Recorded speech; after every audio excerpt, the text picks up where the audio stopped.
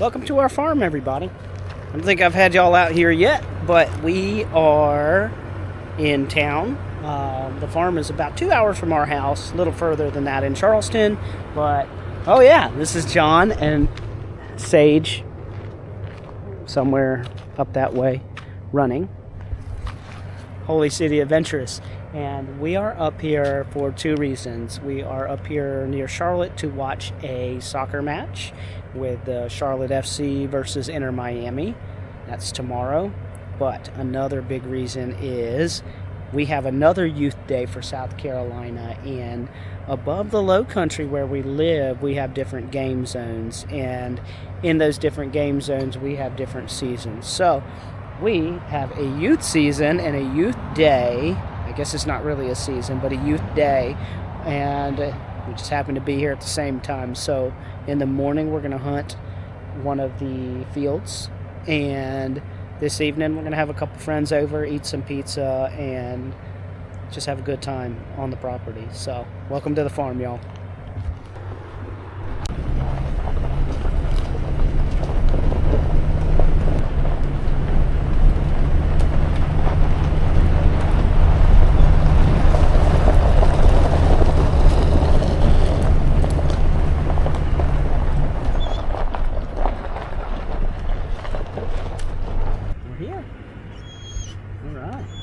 We got some very excited dogs. Everybody, y'all haven't met Mango.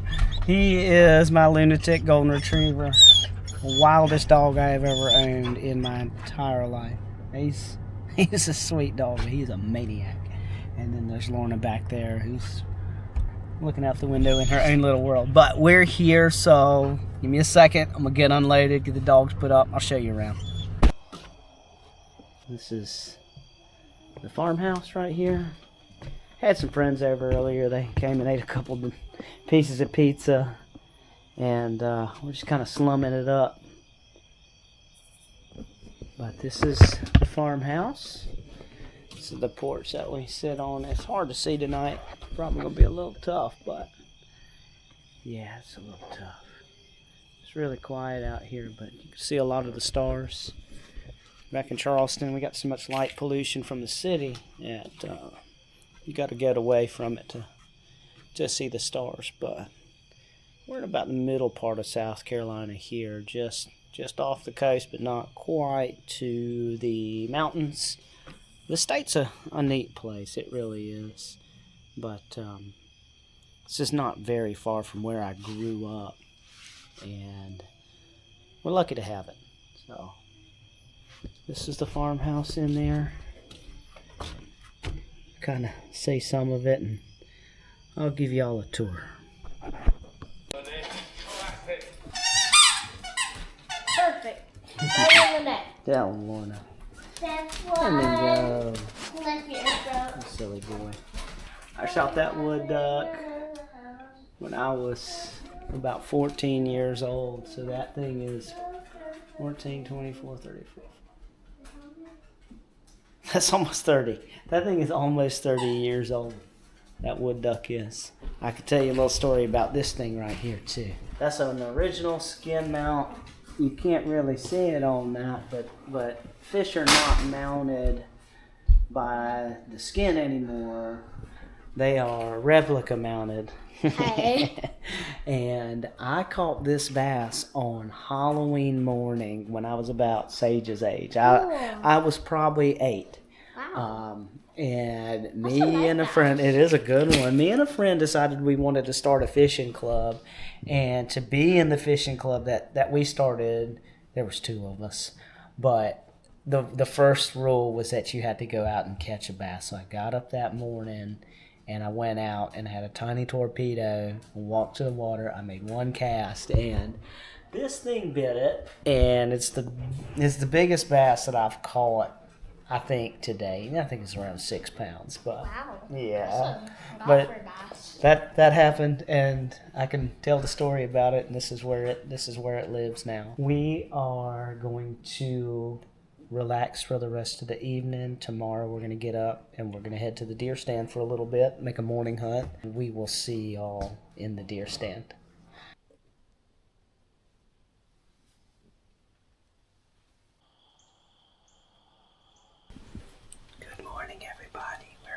deer stand. We're on the back 40 of our property.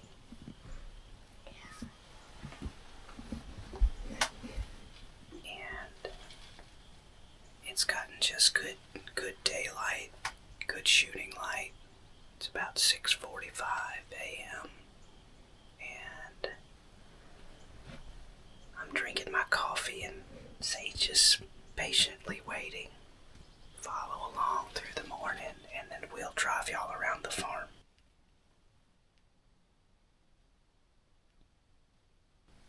It's about 8 a.m. Not a lot going on. Sage is going between reading his book and playing on the phone and watching. But there's a dove field next to us that started shooting. And that's fine. It's not going to mess nothing up. Oh, there's a deer. I'm looking at a deer now. No. Yeah. She just stepped up.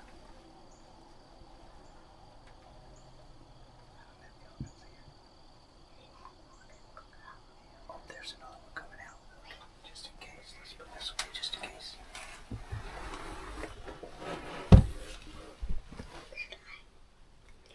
Just peek. See that one watching behind her right there?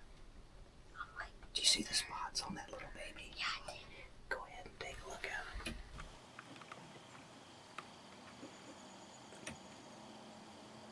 Oh, that's a little one. That's so fun.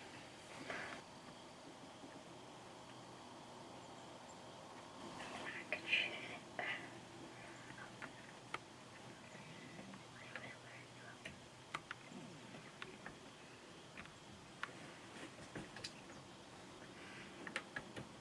I can hear you. That little one's just having the best day.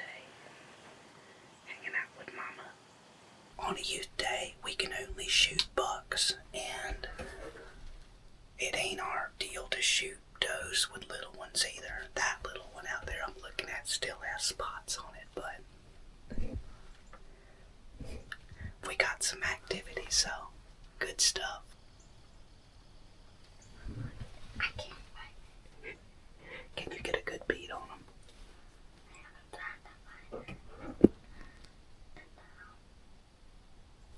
Alright. Can I shoot it? Let me double check. Yeah, that's a spike. Can I shoot it? Yeah, right behind the shoulder. Let him stop, okay. Hang on. Go ahead.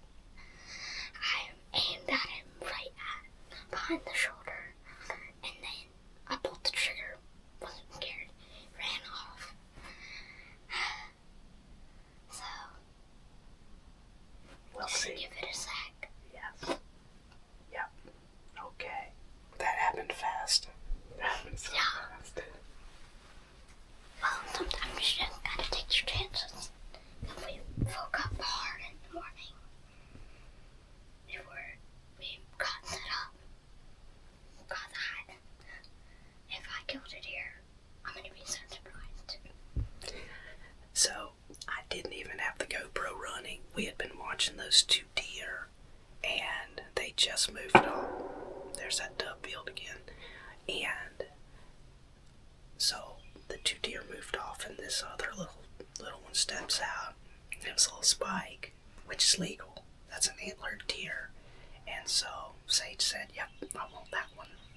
I'm going to rewatch the footage of the shot, and we're going to give this deer plenty of time. I had so many deer hunts here that I remember, and I hunted here, this area, this very stand that I am in. Well, technically a tree stand, but like the very stand that I'm in, it's like, I'm pretty sure this is the first spot where I saw one of the first deer got kills with my dad, me and him. Yep. And like seeing the same spot again and actually being able to shoot, it means a lot to me. It really does. I think Sage might have just got his first deer. I rewatched the footage, and that shot looked fatal. We're gonna continue to give it some time and settle down a bit. Little boy he finally knows what the shakes feel like. So I was gonna go ahead and spoken about a farm tour a couple times, but well, you're kind of gonna get a tour as we go to the back 40 and the back field that we hunt out of. This little spot right here comes down to the bottom field. You can tell we're not in the low country anymore because there's actually hills and elevation topography down here.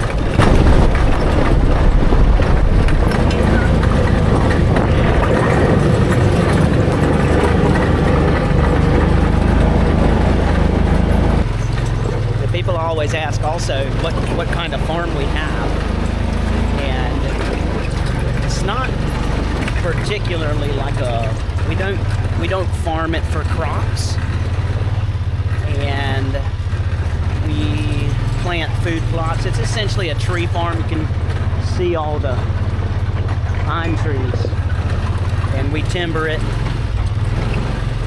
when it needs it, but look at you, good job. All right.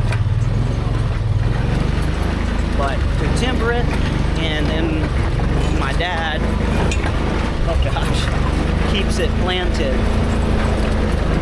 for the deer.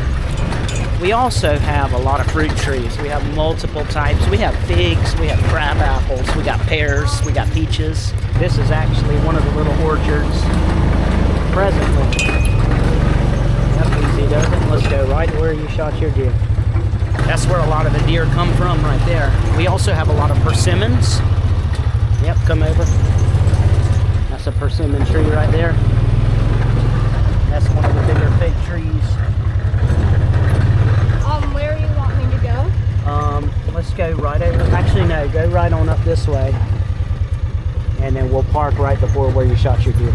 We're back at where we started this morning. That's perfect right there, bud. There you go. Neutral. Pull the parking brake. Yeah, pull the parking brake up. Oh, other side. That's it. Yeah. You got it. That's it. Yeah, perfect. We're going to search for this deer. I normally try not to do my recoveries with a camera running. I want to put my full focus into what we have ahead of us. Hopefully it is a fast recovery, but I'll bring the camera and we're just gonna get to it. We've sprayed down for the bugs, and let's keep our fingers crossed, everybody. You ready? Yeah. Let's go. Okay.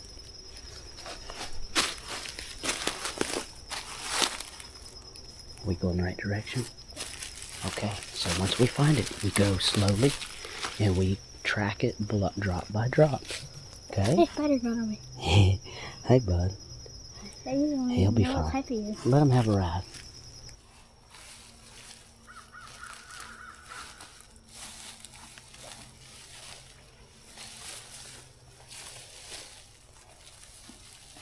I stay at the last blood as he continues to find it and walks the trail of it.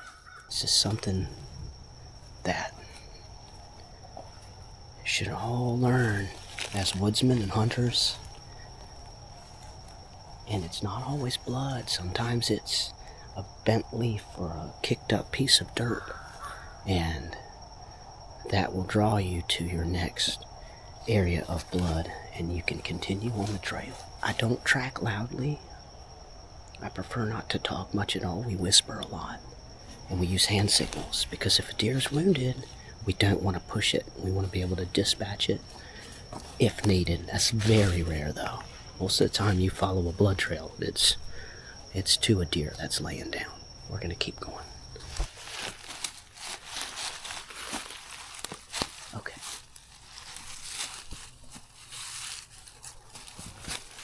Yeah, you're doing great.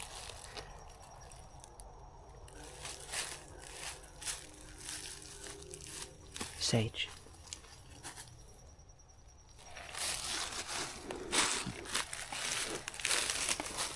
That's much better. That's a good sign. Okay. Let's keep going.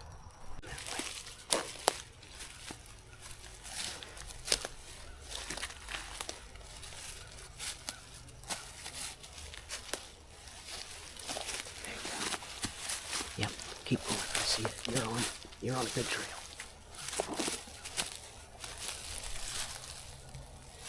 Yep, you're on a good trail. That's great.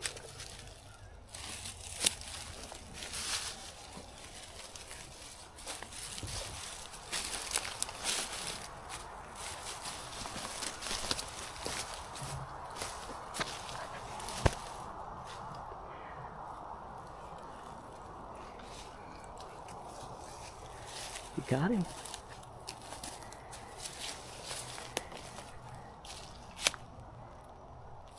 That's a beauty. That is.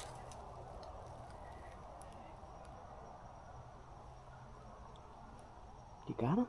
Yeah. All right. Sage's first deer, everybody. I'm gonna get him cleaned up. What do you think? When we were talking about like how we couldn't find him nearby, I was like a little scared that I shot him in the wrong spot, but actually got him. You did good. Y'all, Sage shot and tracked and found and recovered his first deer today. And on his land, on our family land, with a rifle that was a present from the family. But I can't I cannot even begin to describe the feelings presently.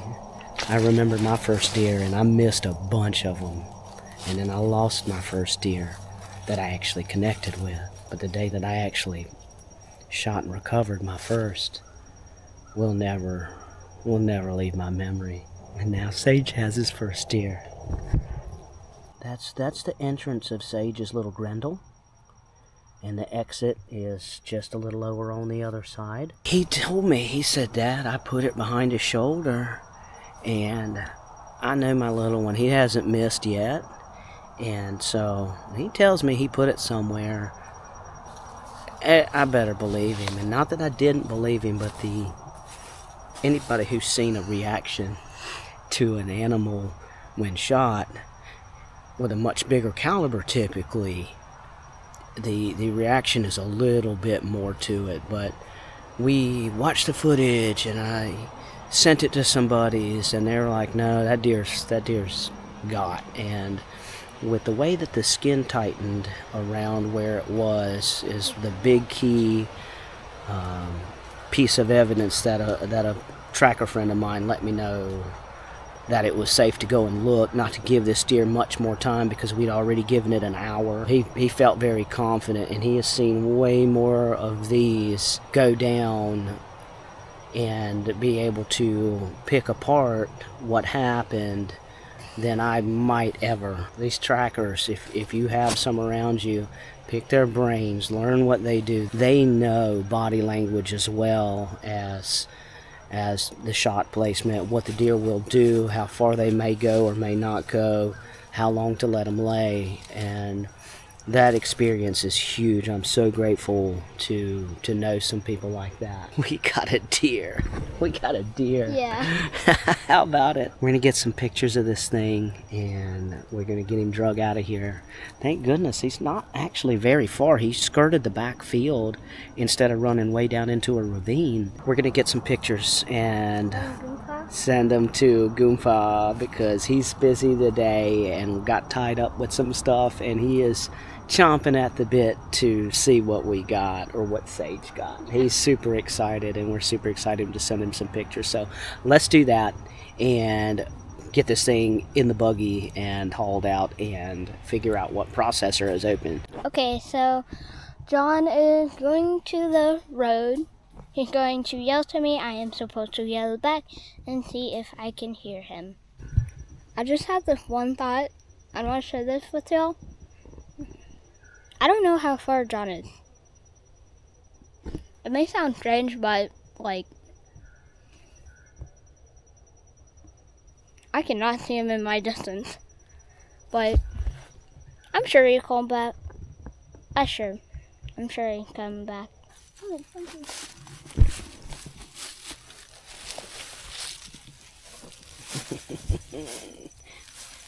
All right, you got him, buddy.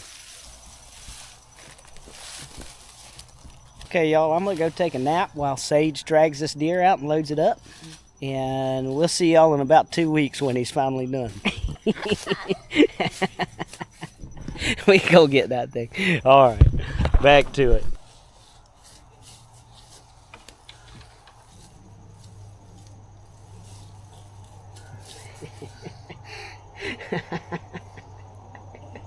Oh, goodness. It's hard. My hand hurts. Yeah. My hand muscle. That thing will make you use muscles you never knew you had. You'll feel them all tomorrow. It's hard. That's all right. Let's get it. You know what's cool about this? You ain't got to tag it. So you still got like 8 tags left. Hold these legs up right here so they don't fall, and I'll pull him up. I'm going to jump into the buggy. 1, 2, and let me go. Yep. Hey, we did it. How about that? No, we just gotta make sure the deer doesn't. He ain't going nowhere. Wow. What's it going to get up and run off? Yeah? What if he hopped out this thing and ran down that ditch right now and it was like, see ya. Just kidding, y'all. Get a new rifle, Sage Brown. First of all, I'd say, why is that deer talking? And we gotta go to the store and buy a new rifle.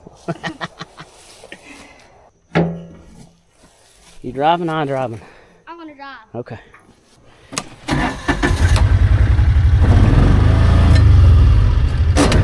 Easy does it.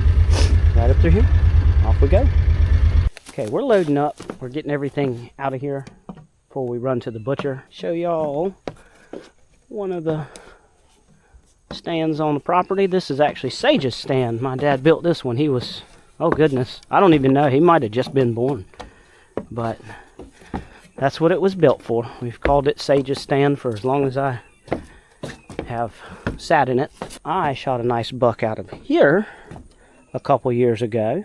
And Sage has shot his first buck, you know, just out there on the other side. We don't hunt this property much, so there's usually reasonable activity. It doesn't get hunted much. We take maybe four deer off of it a season. I've seen seasons, multiple seasons, where no deer have been shot out here. So a lot of work, but you know, my dad is able to knock it out and get it done. And the next time y'all see this place, there's a really good chance this will all be tilled up and planted. The food plots will be coming in. The late season here is particularly my favorite. It's a lot of big deer show up for some reason right there at the end of December, right before our season kicks out.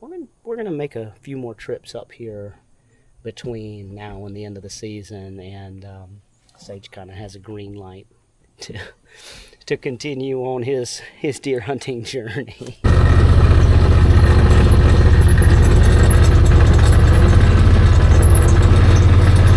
A little water moccasin. I reckon if he's gonna be taking all the meat and procuring all the meat, I can sleep in and get me naps and all and just let him go hunting. Go ahead and get right over there, buddy.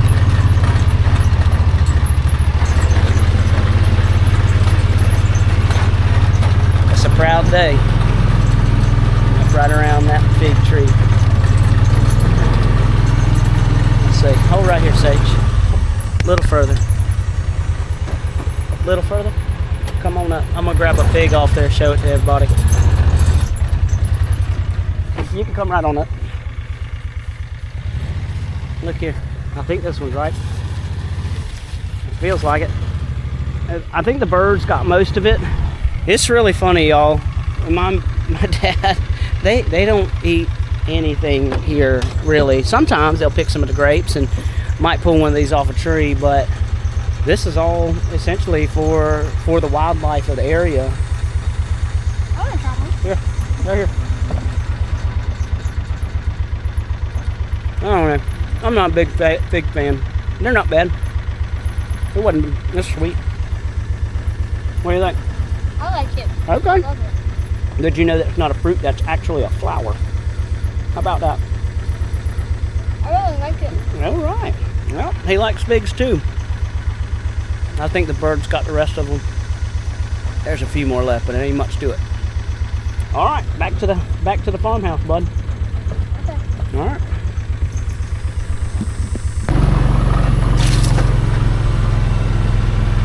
If y'all know what those are, then you know.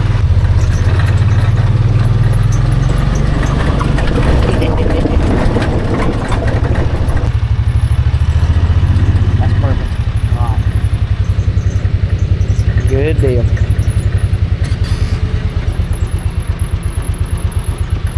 There you go. That's it.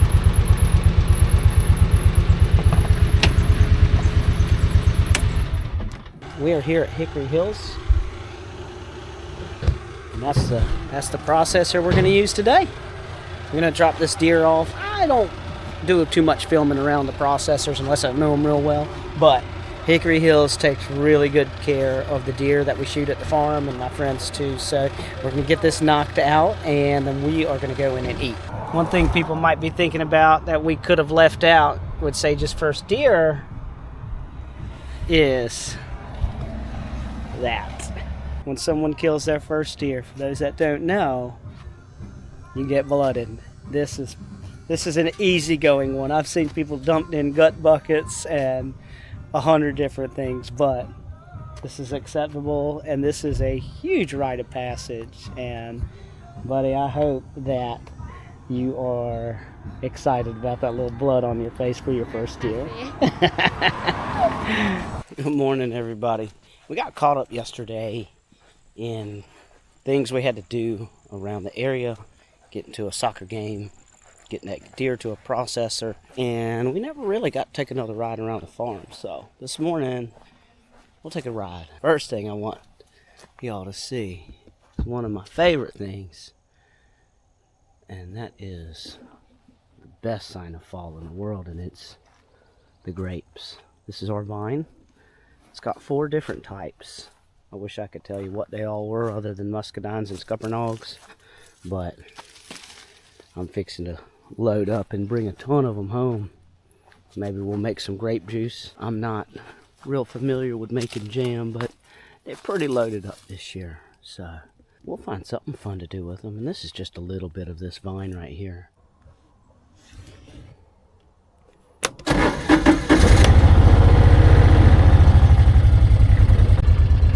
This is the fire pit and the shooting range right here. Kind of a bench. That's about 50 or 60 yards. If I shoot from the porch of the house, then that's 100, maybe 100 and some change.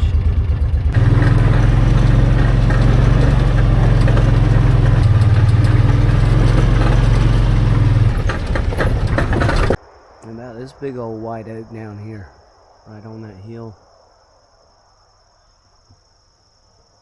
The highway kind of comes down right here through here, so it can get a little loud. We had a field just over the creek. We'll walk down to the creek real quick, but I don't think it's kept up much anymore. We never had too much activity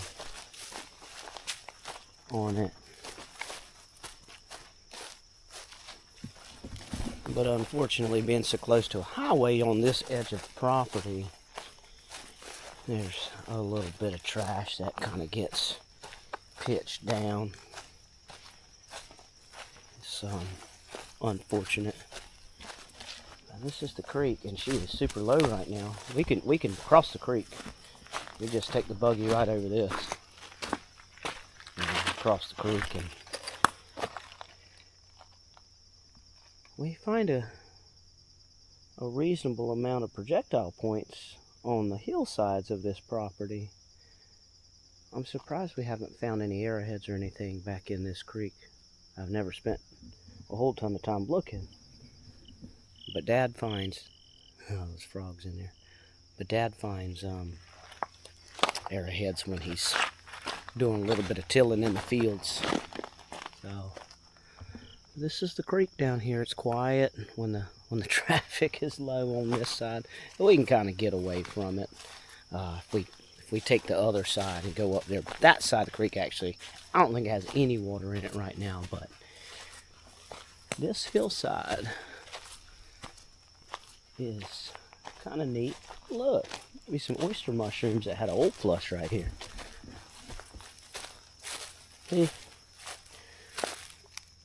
No, yeah, those were probably old flush of oysters up this tree here. Neato. It's always something.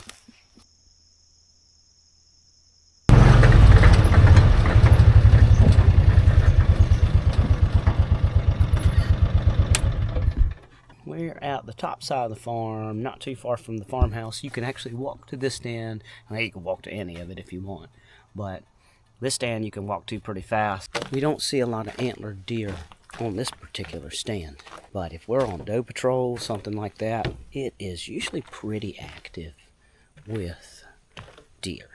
One day someone big with antlers is going to show up while we're sitting, but this it's locked. I don't have the key with it. Kind of maybe peek in there, but at this stand, what we do have is something to walk around the front side of it.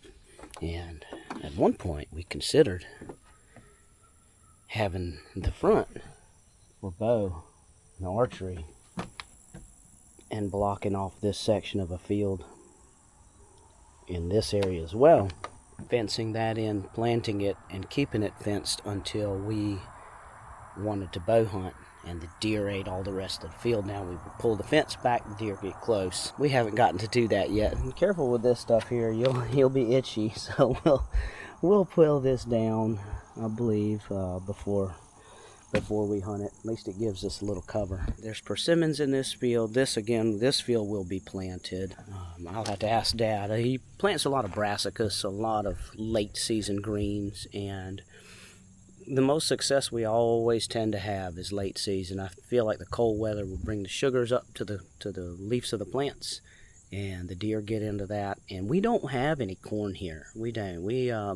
The rest of the state, we can feed, we can bait, and on this property, even after the entire state let us all bait everywhere, we have continued to keep it as natural as possible in farming practice, growing practice of things. And so we like it. It works. We're successful, and it's quiet. You don't have a feeder that kicks off and scares you when it goes off. That being said, I don't mind hunting a feeder either way. I do. I'll hunt that just as fast.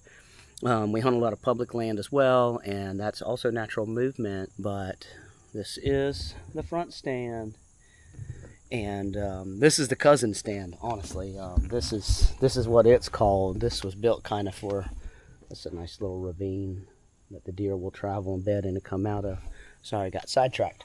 But this stand was built for Sage's cousin. So this is the cousin stand for his two cousins that live up in Jersey presently. They used to live down in South Carolina, moved back up that way, but they visit, and maybe one day they'll get into the hunting stuff and want to come and sit in here. But Sage will keep that seat warm for them.